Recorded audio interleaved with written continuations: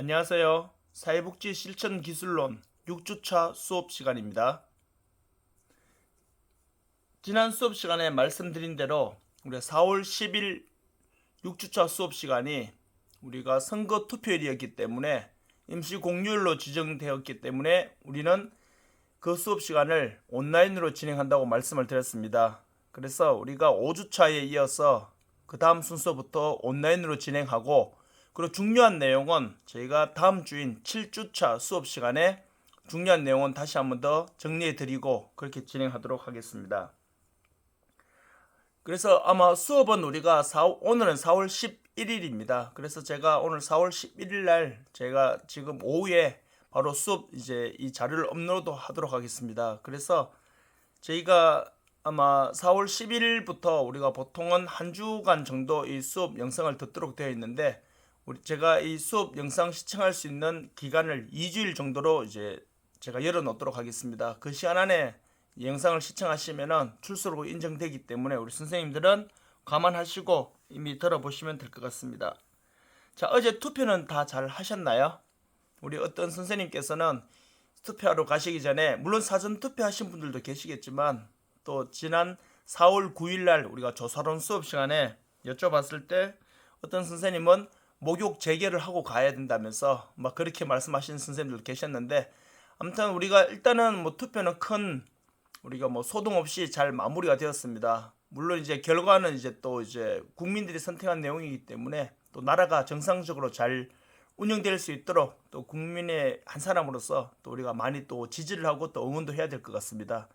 자, 그러면 우리가 오늘 보셔야 될 내용들은 지난 시간에 이어서 이제 살펴볼 텐데, 우리가 지난 시간에는 아마 선생님들이 보셨던 그 자료 위에 보면은 우리에게 있어서 사회복지 실천 기술의 가치와 윤리에 대해서 우리가 살펴보면서 뭐 기본적인 욕구가 어떻게 이루어지는지, 기본적인 욕구에서는 우리가 공통적인 욕구와 필수 불가결한 욕구, 뭐 이런 내용들 물론 위에 있었죠. 우리 지난번 살펴봤던 이런 공통적인 욕구, 필수 불가결한 욕구, 그리고 최소한의 욕구. 자, 이 세 가지는 우리가 이 욕구 중에 기본적 욕구로 들어간다고 말씀을 드렸습니다. 그리고 이 사회적 욕구에서는 규범적 욕구와 이 느낀 욕구, 표현된 욕구, 그리고 비교적 욕구. 이 욕구들은 두 번째 사회적 욕구에 우리가 포함된다고 말씀을 드렸고, 그리고 우리가 마지막 살펴봤던 이 매슬로우 욕구. 매슬로우 욕구가 주는 시사점 세 가지.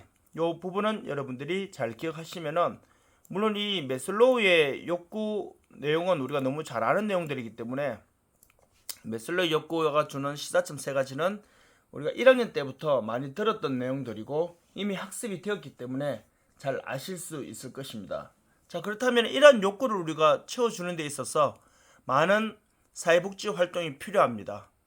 왜냐하면은 뭐 결론적으로 말씀드리면은 자신에게 결핍된 그러한 사회복지 욕구를 어찌 보면은 스스로의 힘으로 해결할 수 없는 상황에 계시는 분들이 우리 지역 사회에는 많이 계시는 거죠. 그러다 보니까 사실 사회복지 정책 프로그램이 필요할 수밖에 없는 상황입니다. 그런데 이 사회복지 실천 현장에서 사회복지 실천 기술을 통해서 서비스를 전달함에 있어서 많은 또한 문제가 발생할 수밖에 없습니다. 어떤 문제냐면은 이제 오늘 배워야 될 실천 기술을 시행함에 있어서 이 윤리적인 딜레마와 그에 대한 대안에 대해서 우리가 살펴보도록 하겠습니다.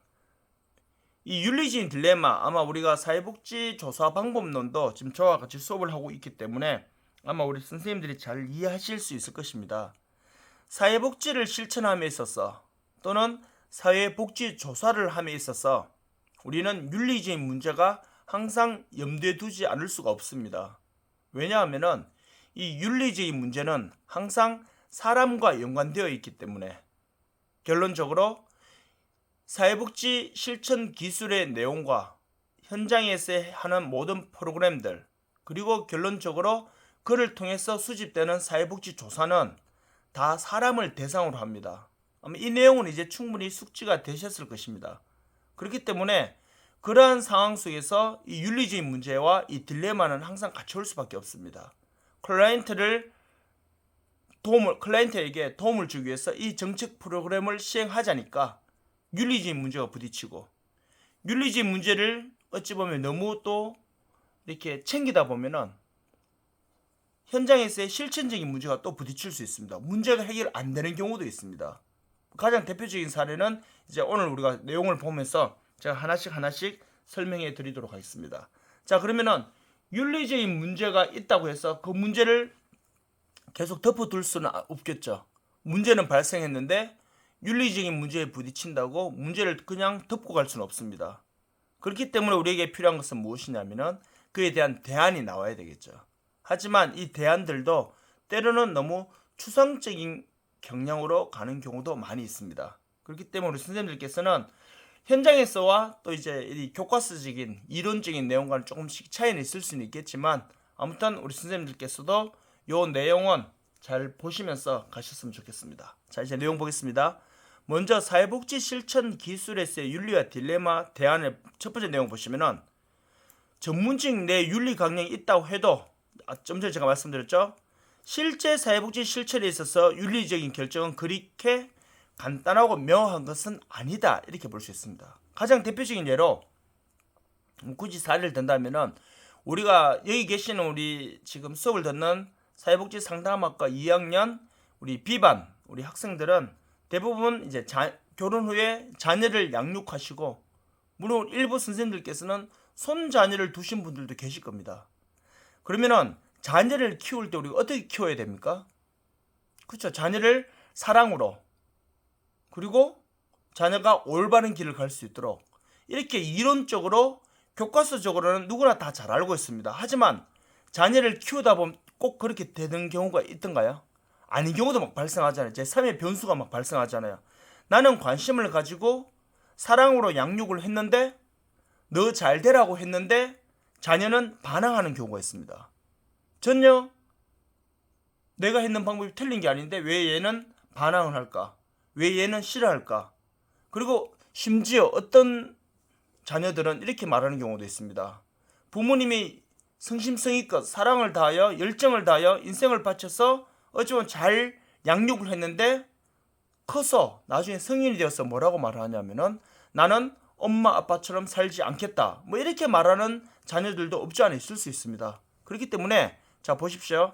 현실과 교과서적인 거는 다르다는 겁니다.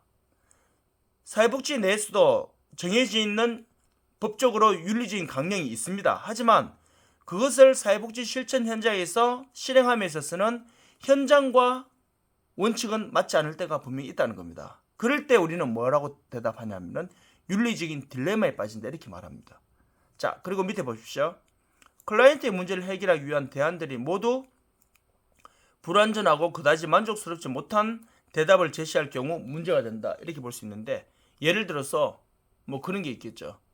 만약에 자녀들이 나는 꿈을 가져야 되는데 엄마 아빠에게 내 꿈은 내가 어떻게 가지는 게 맞을까요? 이 사춘기나 이런 혼란적인 좀 이렇게 뭐라고 표현할까요? 조금 이 성장기 과정 속에서 또 이렇게 막 질문하는 학생들도 있잖아요. 자녀들도. 그럴 때 부모님은 뭐라고 합니까? 열심히 하라고. 시간 지나면 다 된다고. 뭐 이렇게 우리가 좀 추상적으로 대답을 해버리거나 아니면은 어차피 또 그게 정답이잖아요. 그럼에도 불구하고 받아들이는 자녀들 입장에서는 어쩌면 간지러운 부분을 깨끗하게 끌어줄 수 있는 그런 대답이 안 된단 말이에요. 그런 내용들도 실전 현장에서는 많이 있다는 거죠.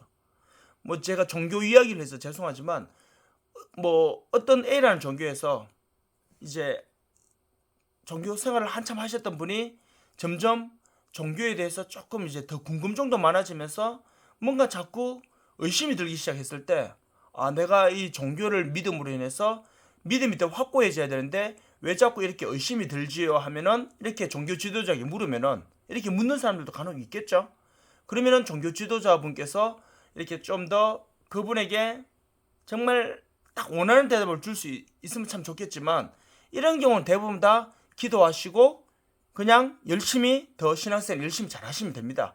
이렇게 굉장히 너무 정답이긴 하지만 그 정답이 그 질문을 던진 사람한테는 정답이 안 될 수도 있단 말이죠.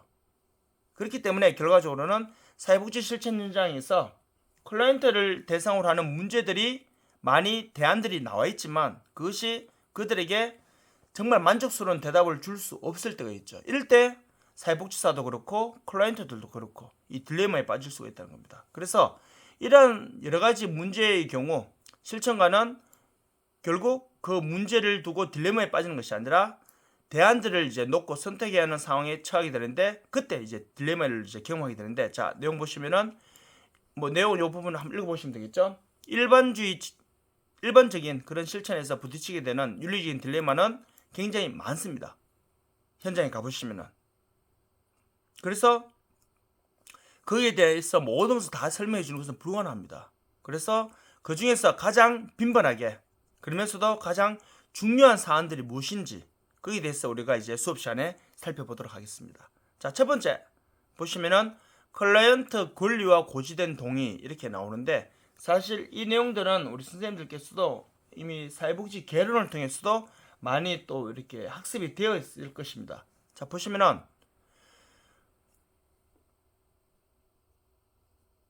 대부분 클라이언트들이 되게 보면은 이 클라이언트들은 이제 이 사회복지 실천 프로그램을 이제 진행함에 있어서 자신들이 가지고 있는 권리라는 것을 자신들에게 있다는 것을 깨닫지 못하는 경우가 굉장히 많이 있습니다. 뭐 가장 대표적인 예로 사실 우리나라 옛날에 지금은 기초생활수급 제도라는 그러한 제도를 통해서 중위소득 30 원래는 32%라고 제가 말씀드렸죠. 32%의 미만으로 이하로 해당되시는 분들 같은 경우에는 잘 아시겠지만 국가에서 지급하는 기초생활 생계급여가 지급이 됩니다. 그런데 옛날에는 생활보호법이었죠. 생활보호법을 통해서 옛날에는 현금 서비스가 이루어지기 전에는 현물 서비스를 드렸단 말이에요. 뭐 가장 대표적인 예로 뭐 쌀을 드린다거나 뭐 이런 것들이 있었는데, 근데 그때는 그걸 받는 사람들이 시혜 성격으로 받아갔단 말이에요. 원래는 헌법에 명시된 대로 따지자면 그걸 권리로 받아야 되는데, 그처럼 사회 취약계층에서 사회복지 실천을 서비스를 받는 많은 클라이언트들은 그것이 자신들이 받아야 될 대한민국 국민으로서의 권리라고 생각하지 아니하고 그것을 시혜라고 생각하기 때문에 아직까지 자신의 권리를 깨닫지 못하고 있는 것이 현실이라는 것, 바로 그 말을 의미합니다. 지금조차도 21세기 최첨단 스마트한이라는 후기 산업사회에서도 사실 많은 기초생활 생계급여 수급자분들은 국가에서 이렇게, 물론 이제 감사한 일은 맞죠. 당연한 건 아니겠지만 내가 당연히 뭐 가난한 국가가 나한테 당연히 도와줘야 되지, 이건 의미가 아니지만, 그런 의미는 아니지만 감사할 일은 맞지만 그렇다고 시혜적인 성격은 아닙니다. 바로 이 권리로서, 대한민국 국민으로서의 권리로서 받는다는 거, 그걸 우리가 좀 감지를 하셔야 될 내용들이겠죠. 그리고 밑에 보시면은 클라이언트들은 당면한 문제의 중압감원에서 취약들은 때때로 도움에 대한 필요성을 강구하기 때문에 결국 이거 보세요. 사회복지사가 말하고 행동하는 바를 아무런 의문 없이 그대로 받아들이는 경우도 많습니다. 결국은 옳고 그름과 자신에게 맞는 상황을 분간하면서 좀 선별을 해야 되는데, 지금 당장 내 눈앞에 드러난 이러한 문제점, 취약성 때문에 클라이언트들은 대부분 다 그걸 그대로 받아들이는 경향이 많다는 거죠. 그리고 밑에 보세요. 이제 제일 중요한 내용 나옵니다. 클라이언트의 권리를 가장 잘 보호하는 방법으로 알려진 것이 우리가 조사론 수업 시간에 이제 나올 겁니다. 보시면은 고지된 동의라고 나옵니다.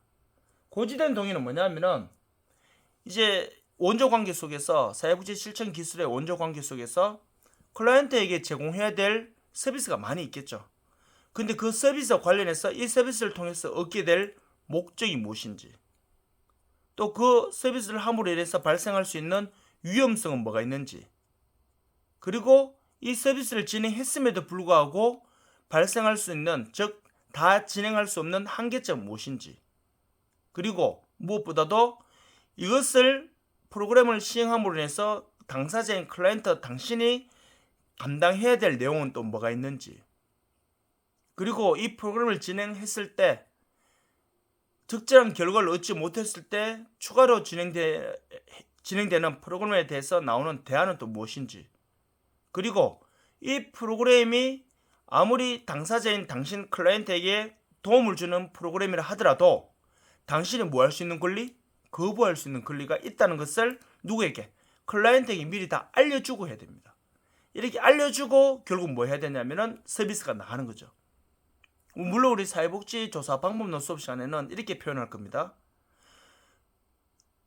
사람을 대상으로 어떤 사람에게 어떤 서비스가 필요한지를 우리가 조사를 통해서만 알 수 있잖아요. 그러면은 그 조사를 하려면은 당신이 이 설문지에 아니면 이 실험에 참여하고 그로 인해서 당신에게 어떤 현상이 나타나게 될 거란 것을 미리 알려주고 해야 한다는 겁니다. 그것이 바로 뭐다? 이 고지된 동의. 이것을 여러분들이 쉽게 말하면 보세요. 정보를 뭐 한다는 겁니다. 미리 알려줘야 한다고요. 그렇게 보시면 되겠죠.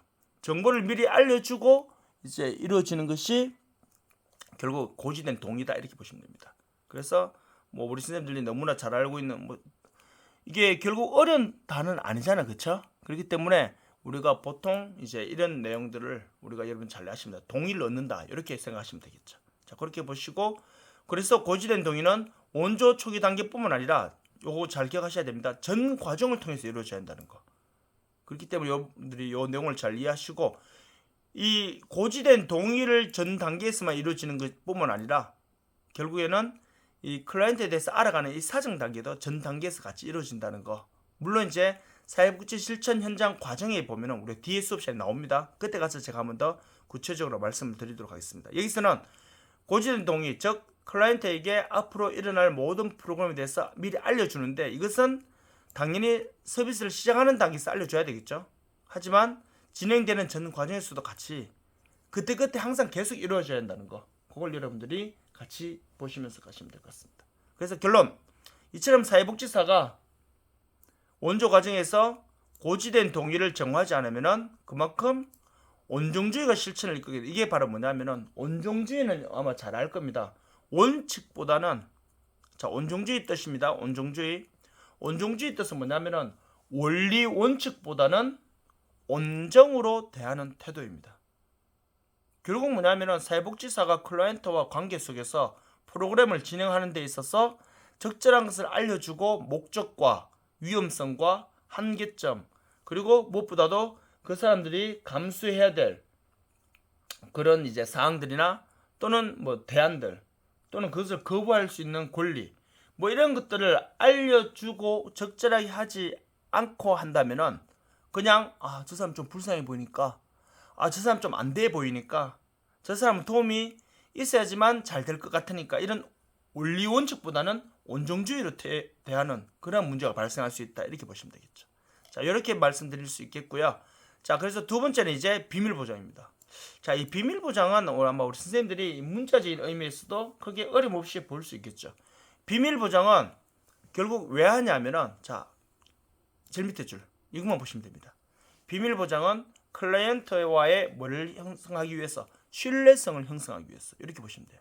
예를 들어서 우리 선생님들도 잘 아실 겁니다.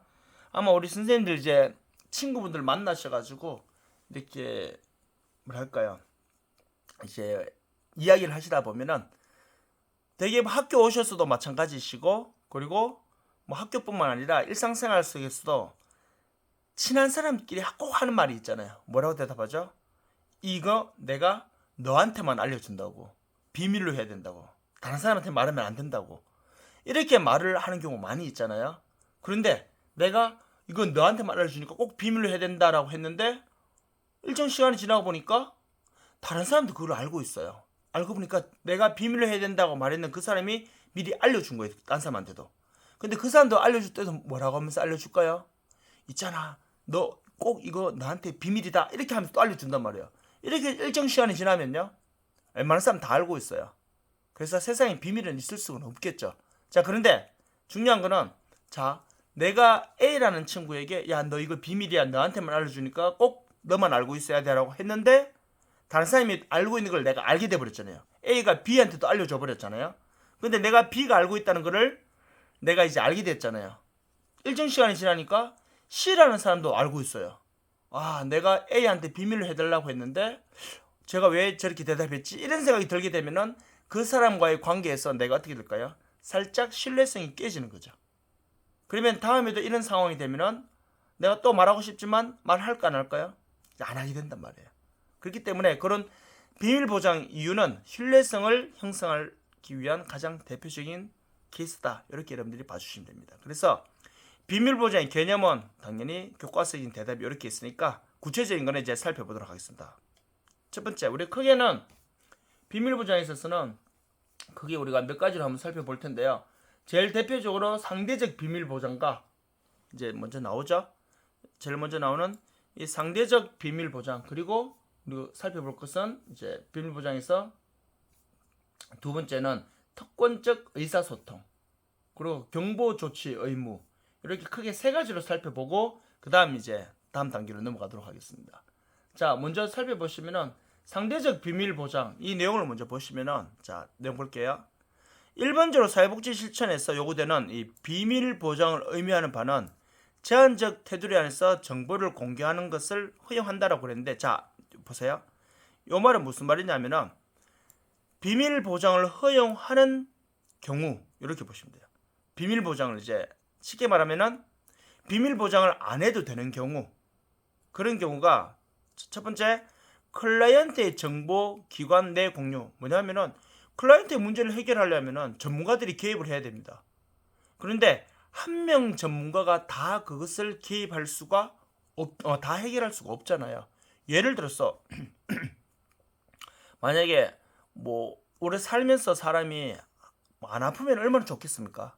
하지만 살아가다 보면은 또 큰 병에 걸릴 수도 있잖아요. 근데 요즘은 워낙 의술이 좋아져가지고 큰 병에 걸리더라도 빨리 발견하면, 그러니까 건강검진을 제때 정확하게 시기 늦추지 않고 잘 하시면은 적절한 때가 되었을 때 빨리 큰 병도 빨리 발견하면은 뭐 쉽게라면 좀 너무 조심스러운 말인데 예전보다는 그래도 완치율이 굉장히 높잖아, 그렇죠? 그렇기 때문에 그러기 위해서는 어떻게 합니까? 예를 들어서 A라는 환자가 대장암이 걸렸어요. 그럼 대장암에 걸리면은 누가 치료해야 됩니까? 당연히 대장 쪽에 전문 서전이 이제 수술해야 되겠죠. 그러면 이제 예를 들어서 이 수술하시는 의사 선생님 그 한 명만 잘하면 될까요? 아닙니다. 물론 완전 초기인 경우는 모르겠지만 사실 어느 대장암이 발생되면은 방사선 치료를 하는 경우도 있습니다. 먼저 암 크기를 줄이기 위해서. 방사선 치료는 수술하는 의사 선생님이 하는 게 아닙니다. 누가 합니까? 당연히 방사선 담당 핵의학과 담당 의사 교수님이 있습니다. 그분이 사진을 찍고 최종 그걸 보고 어떻게 합니까? 어느 부분에다가 방사선을 이렇게 쉽게 말하면 이제 쏴야 된다는 거를 어찌 보면 최종 이제 진단을 내리는 거죠. 그러면은 방사선실에 가서 그걸 하는 사람 누가 합니까? 의사 선생님이 직접 방사선 기계를 작동하는 건 아닙니다. 방사선사가 또 따로 있습니다. 그분들이 하겠죠. 이분들은요, 이 환자 상태를 알아야 됩니까? 몰라야 됩니까? 정확하게 알아야 됩니다. 그렇기 때문에 처음 이분이 예를 들어 대장암 환자가 예를 들어서 대장 내시경을 받고 대장 관련된 전문 교수님한테 진단을 받겠죠. 진단을 받고 나면 그 자료가 어디로 갑니까? 핵의학과 방사선 치료하시는 그 교수님한테 넘어간다고요. 원래는 환자에 대한 모든 질병과 관련된 정보는 누구에게도 유출할 수가 없는 게 의료법입니다. 그래서 보호자와 관련 사람들 외에는 절대로 환자에 대한 개인정보나 환자 병에 관련돼서는 병원 가서 우리가 알려달라 그러면 안 알려줍니다. 우리가 어느 병원에 가서 506호에 있는 암 환자 김철수 씨 병 상태 좀 알려달라 그러면은 병원에서 말합니다. 그분과 관계가 어떻게 되냐고. 그 아는 사람입니다. 이렇게 말하면은 절대 안 알려줍니다. 예를 들어서 뭐 우리 부모님입니다. 아니면은 뭐 또 이렇게 뭐 우리 뭐 배우자입니다. 뭐 이런 식으로 돼야지만 그게 신분이 확인돼야지만 그 병에 대해서도 환자의 동의를 얻어서 알려주는 거죠. 그렇기 때문에 결국 뭐냐면은 이 암 환자가 완치되기 위해서는 가족이 아니더라도 결국 누가 그걸 진단한 대장외과 의사 교수님과 핵의학과 방사선 치료하시는 그 교수님과 그리고요 수술을 한 후에는 또 뭐 해야 됩니까? 또 중요한 경우에는 항암 치료도 해야 되잖아요. 항암 치료는 또 누가 합니까? 혈액종양외과 교수님도 해야 돼요. 그러면요 수술했는 교수님 그 자료와 핵의학과에서 방사선 치료했는 그 자료와 이거를 또 다 봐야 됩니다. 보고 그 환자에게 가장 적절한 방법을 또 알려줘야 되겠죠. 그렇기 때문에 클라이언트의 정보를, 즉 클라이언트의 문제를 해결하려면은 클라이언트에게 당면된 문제는 단편적인 문제가 아니라 복합적인 문제가 많단 말이에요. 그렇기 때문에 클라이언트의 정보, 즉 클라이언트의 문제를 해결하기 위해서 클라이언트와 관련된 모든 정보들을 그 기관에서 같이 공유해야 됩니다. 이것이 상대적 비밀 보장을 공개하는 첫 번째 이유입니다. 두 번째, 슈퍼바이저와 논의 후 자문을 왜 공개해? 다시 말해 위에 거 거의 똑같습니다. 슈퍼바이저, 클라이언트에 대해서 구체적으로 지도하고 구체적으로 문제 해결을 위해서 방법을 제시하고 진행하는 사람들. 이 사람들을 어떻게 해요?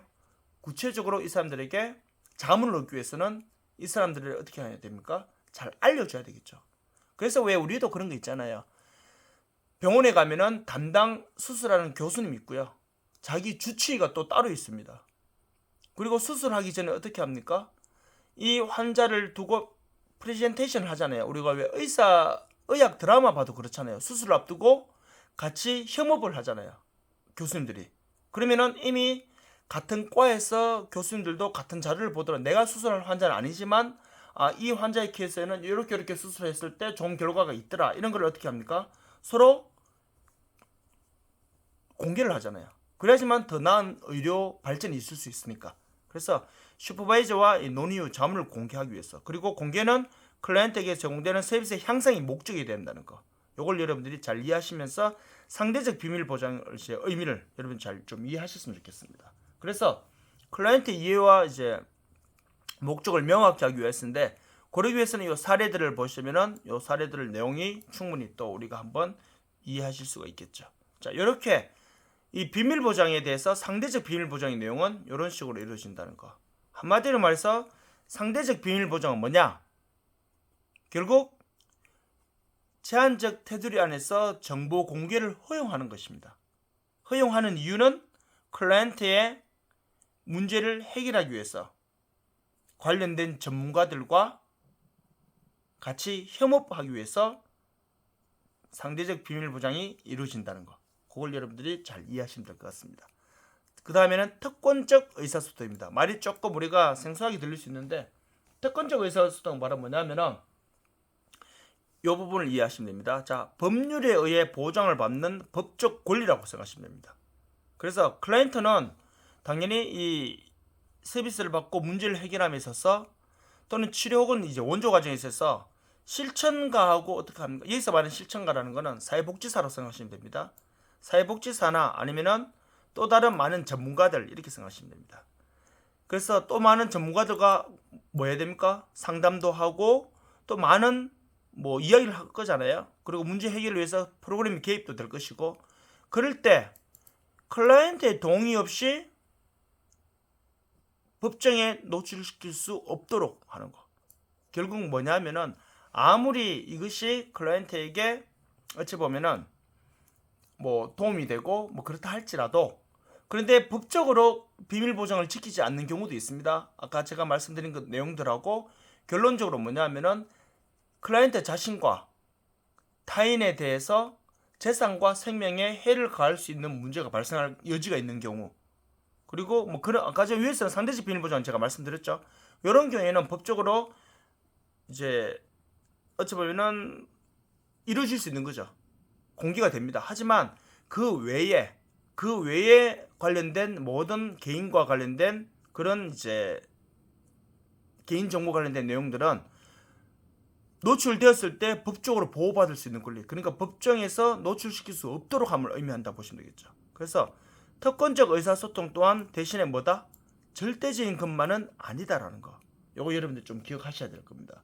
아무리 절대적인 것은 아니라는 말은 뭐냐면은 법이 보장하고 법률에 의한다 하더라도 너무 절대적인 것은 아닐 수 있다는 거. 그 내용은 자, 제가 아까 전에 말씀드린 대로 비밀 보장의 원칙 자체가 결국 뭡니까? 예외 상황들을 수반하는 상대적인 성격을 지닐 수밖에 없기 때문에, 이 무슨 뜻인지 이해되시겠죠? 예외 상황을 수반할 수밖에 없는 상대적인 성격을 가진다고요. 그렇기 때문에 이 좀 전에 말씀드린 특권적 의사소통 또한 결국 절대적인 것만은 아니다라는 거. 그걸 여러분들이 좀 이해하셨으면 좋겠어요.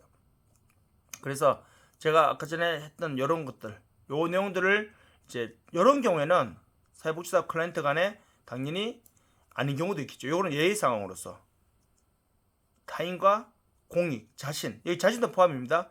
자신에게 해를 줄 수 있는 그런 이제 문제가 있을 때는 당연히 예의는 되겠죠. 그걸 일단 여러분들 봐주시면 됩니다. 그리고 경보 조치 의무. 자, 요 부분은 우리가 조금 생소할 수도 있지만요. 자, 물론 여러분들 우리 한글 파일이기 때문에 선생님들이 지금 화면상으로는 어찌 보면은 글씨가 좀 작게 나올 수 있을 것 같아요.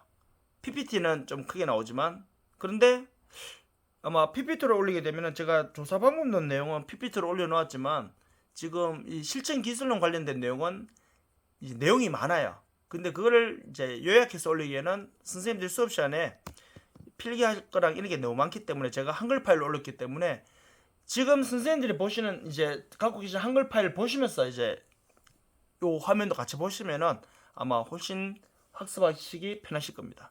자, 경보 조치 의무가 나오는데 경보 조치라는 거 말은 조금 우리가 생소하게 들릴 수도 있는데 자, 사전적인 의미로는 경보 조치라 그러면요. 급작스러운 사고가 예상되는 상황에서 이에 대한 대비를 하도록 미리 알려주는 것. 이것이 경보 조치에 대한 의무입니다. 한 번 더 말씀드릴게요. 급작스러운 사고가 예상되는 상황에서 제가 좀 전에 뭐랬죠? 거기에 대해서 그 사건에 대해서 그것에 대해서 미리 당사자가 대비를 하도록 다시 제대로 알려주는 것. 이것이 바로 뭐다? 이게 경보 조치에 대한 의무, 요 사전적인 용어입니다. 그렇기 때문에 다시 말하면은 어떤 급한 일이 또는 진짜 시급한 일이 특별한 일이 막 발생할 수 있을 것 같은 상황이에요. 그러면요, 거기에 대해서 클라이언트한테 미리 알려줘야 된다는 겁니다. 그걸 클라이언트한테 비밀로 하면 안 된다는 겁니다. 가장 대표적인 사례는 요거 내용 보시면 잘 알 수 있을 것 같아요. 자, 이 내용이 바로 뭐냐면은 실제 일어난 사례거든요. 이 타라소프라는 어찌 보면은 실제 사건이었는데 우리나라 사건 아니고요. 이 사건의 내용을 잠깐 말씀드리겠습니다. 이 대학교에서 우리 학교에도 보면은 그런 거 있잖아요. 학생생활연구소 이런 데가 있잖아요. 학교에도 보건소도 있고요. 그것처럼 대학교 안에 있는 상담센터가 있었어요. 학교생활연구소 같은 거. 그런데 그 상담센터에서 어떠한 치료자가, 그러니까 상담을 받았던 한 남자가 뭐라고 했냐면은 자기가 예전에 너무 사랑했던 여자친구가 있는데 그 친구랑 이제 헤어졌다고 했어요. 헤어졌지만 자기는 아직까지 너무 사랑한다고. 그래서 그 여자친구는 자신을 이제 떠났기 때문에 가서 다시 만나자고 말을 했지만 여자친구가 너무 냉정하게 너랑 이제 다시 안 만날 거라고 이런 이제 상황이 발생했는 상태예요. 그러다 보니까 이 상담센터에 가는 이 남자애가 뭐라고 했냐면은 자신의 옛날 여자친구를 다시 만날 수 없는 상황이 너무 괴로워서 차라리 이렇게 될 바에는 내가 내 옛날 여자친구를 나는 죽이고 싶은 생각도 든다라고 이렇게 이제 상담센터에 말을 했어요. 자, 결국 이 사건을 들었더니 상담사 선생님은 어때요? 이게 그냥 보통 일은 아니잖아요. 상대방을 죽이고 싶은 생각까지 들었으니까. 그래서 이 상담사 선생님이 학교에 상주하고 있는 경찰한테 이 위험성을 알렸어요. 위험성을 알렸더니 경찰은 그 남학생에게 이제 불렀겠죠. 불러서 조사를 하고 결과적으로는 어떻게 됐냐면은 크게 시급한 것이 문제가 아니라고 판단 내리고 남자도 우발적으로 그런 말을 했는 걸로 결론 내리고 여학생을 가까이 가지 마라 이런 식으로 이제 좀 타이르기도 했고 남자도 내가 우발적으로 감정이 좀 올라와서 이렇게 말을 했을 뿐이지 별로 그런 실천을 하려고 했는 그런 살해 의도는 나는 없다. 경찰이 봐도 그렇구나 이렇게 해서 모든 문제가 끝났어요. 하지만 며칠 안 있고 그 남학생에 의해서 타라소프라는 이 옛날 여자친구가 살해당합니다. 실제 있었던 사건이에요. 그렇게 살해당하고 나니까 그 여학생 자신과 살해당한 그 여학생과 그 부모 입장에서는 어떨까요? 그래서 그 사건 이후에 그 부모님이, 그 살해당한 여자친구 타라소프의 부모님이 자신의 딸에게 잠재적 위험성에 대해서, 즉 경보 조치를 미리 알려주지 않은 점에 대해서 치료자와, 그리고 이게 미국 캘리포니아에서 있었거든요. 캘리포니아 경찰을 대상으로 뭘 했냐면은 소송을 걸게 됩니다.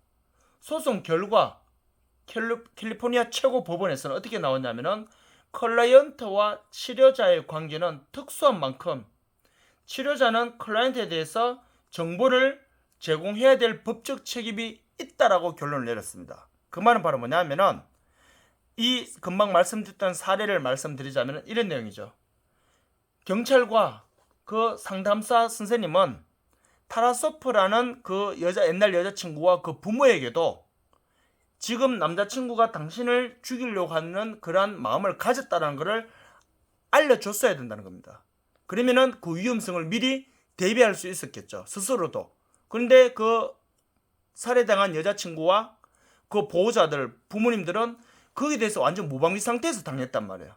그렇기 때문에 경보 조치의 의무라는 건 바로 뭐냐면, 아까 말씀드린 대로 제가 급작스러운 사고가, 특별한 상황이 발생될 것 같은 예상된 상황 속에서 거기에 대해서 미리 대비하라고 알려주는 것, 이것이 경보 조치의 의무입니다. 이 내용을 여러분들이 잘 기억하시면은 뭐 크게 다른 내용들은 어렵지 않게 보실 수 있겠죠. 그래서 내용 보시면은 자살 의도를 가진 클라이언트를 보호하는 것은 실천가의 의무입니다. 아까 위에과는 달라. 이제 타살이랑 자살이에요. 자살하는 클라이언트들도 많잖아요.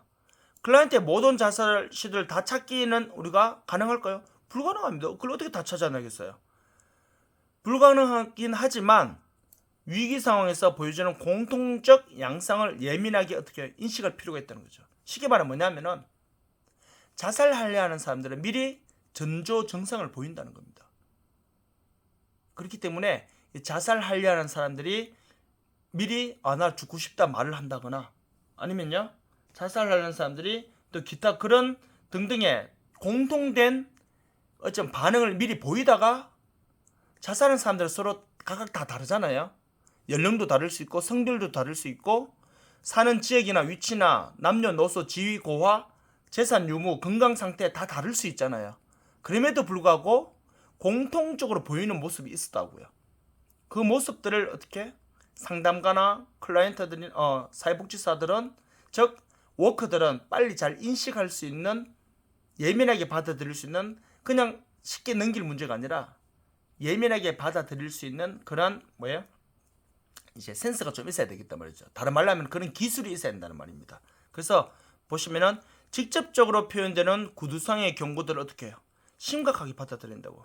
그냥 간단하게 말하는 것도 그냥 우리가 어떻게 간단한 것이 아니라 저 사람에게는 심각한 문제가 될 수 있구나라고 좀 받아들여야 되겠죠. 그래서 그냥 죽고 싶다는 말이 일상생활 속에서 친구들이 하는 죽고 싶다는 말과 상담센터에서 클라이언트가 죽고 싶다고 말하는 내용은 분명히 다르게 받아들여야 되겠죠. 그리고 자살을 한 사람들의 결국 80%입니다. 물론 이제 바뀔 수도 있겠지만 80% 이상이 한 번 이상의 자살 시도를 했던 적, 즉 자살 미수에 거쳤던 적이 있었다는 것이죠. 그래서 우리가 자살을 장난삼아, 물론 상담센터 왔는 사람의 기준이 하에 있습니다.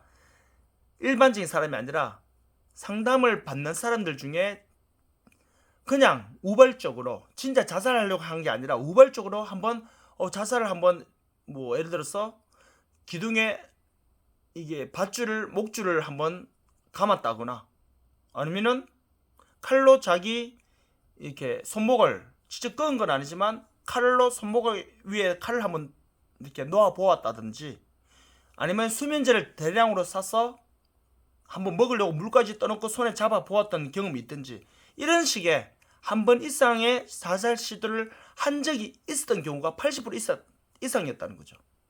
그렇기 때문에 나 옛날에 그냥 너무 그냥 욱해가지고 수면제 한번 먹으려고 준비한 적이 있었다 이러면은요, 이게 그냥 쉽게 넘어갈 문제는 아니라는 거죠. 그렇게 일단 여러분들 이해하시고, 그리고 모든 자살자들이 가지는 공통적인 요소가 있는데 그게 바로 뭐냐면은 두 가지입니다. 우울증과 수면 장애를 항상 가지고 있었대요.